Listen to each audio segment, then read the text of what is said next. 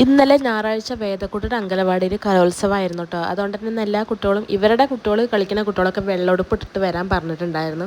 ഒരു hair band വാങ്ങിക്കൊടുത്തത് തലയിലും താഴത്തും വെക്കാതെ ഇങ്ങനെ പറഞ്ഞുതരാം, എന്തിങ്ങനെ കൈ പിടിച്ചിട്ട് തന്നെ ഇരിക്കുകയായിരുന്നു കേട്ടോ. ഇവരുടെ നമ്പർ എത്തിയിട്ടില്ല, ഒരുപാട് കുട്ടികളുണ്ടായിരുന്നു കേട്ടോ. ഒരുപാട് സെൻറ്ററിൽ നിന്നുള്ള കാരണം കൊണ്ട് വൈകിട്ട് ഉച്ചയ്ക്ക് ശേഷമാണ് ഇവരുടെ പ്രോഗ്രാം ഉണ്ടായിരുന്നു കേട്ടോ. ഒരു മണി 2 മണിയൊക്കെ ആവാറായിട്ടുണ്ട്. അതിൻ്റെ ചില കുട്ടികൾ നന്നായി കളിക്കുന്നുണ്ട്. ടീച്ചർമാർ മുന്നേ നിന്നിട്ട് ഡാൻസ് ഇങ്ങനെ കളിച്ച് കൊടുക്കുന്നുണ്ട് കേട്ടോ, അറിയാത്ത കുട്ടികൾക്കായിട്ട്. അതിൽ അധികം പേര് നന്നായി കളിക്കുന്നുണ്ട്, കുറേ പേര് കരയുന്നുണ്ട്. സ്റ്റേജിലേക്ക് ആകെ പേടിയുണ്ടായിരുന്നു കേട്ടോ. വേദക്കുട്ടിയുടെ അവസ്ഥ എന്താണെന്നൊന്നും അറിയില്ല, കാരണം ആദ്യമായിട്ടാണ് സ്റ്റേജിൽ കയറി കളിക്കണത്. ആൾ കളിക്കോ ഇല്ലയെന്നൊന്നും അറിയണ്ടായിരുന്നില്ല, പക്ഷേ പ്രതീക്ഷിച്ച പോലെ നല്ല കേട്ടോ. വേദക്കുട്ടി അത്യാവശ്യം നന്നായി കളിക്കുകയൊക്കെ ചെയ്തിട്ടുണ്ടായിരുന്നു. എൻ്റെ പേടിയായിട്ട് മാറി കിട്ടി. പിന്നെ ആൾ എന്നെ കണ്ടപ്പോഴാണ് കേട്ടോ ഒന്ന് മടിയായത്. ഞാൻ ഫ്രണ്ടിൽ നിന്ന് വീഡിയോ എടുത്തപ്പോൾ അവൾക്കൊരു നാണക്കേടൊക്കെ ഉണ്ടായി.